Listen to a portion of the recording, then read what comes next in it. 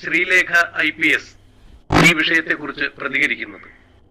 ഗോവിന്ദചാമിക്ക് ഒരു കാരണവശാലും ഒറ്റയ്ക്ക് ഇത് ചെയ്യാൻ സാധിക്കില്ല.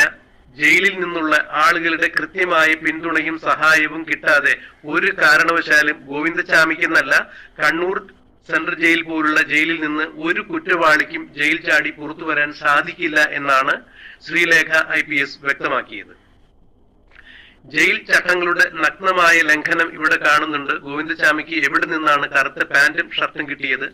അയാൾ പുറത്തിറങ്ങി നടക്കുമ്പോൾ കറുത്ത പാന്റും ഷർട്ടുമായിരുന്നു. ഇയാൾക്ക് എങ്ങനെ താടി വളർത്താൻ സാധിച്ചു? ഇതുപോലുള്ള നിരവധി ദുരൂഹമായ ചോദ്യങ്ങളാണ് ശ്രീലേഖ IPS ചോദിക്കുന്നത്.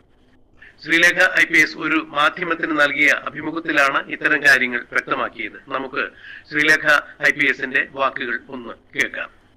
ഞാനൊരു 3 വർഷത്തോളം ജയിൽ DGP ആയി ജോലി ചെയ്തിട്ടുള്ളത് കൊണ്ടായിരിക്കാം എന്റെ അഭിപ്രായത്തിന് വേണ്ടി വിളിച്ചത്.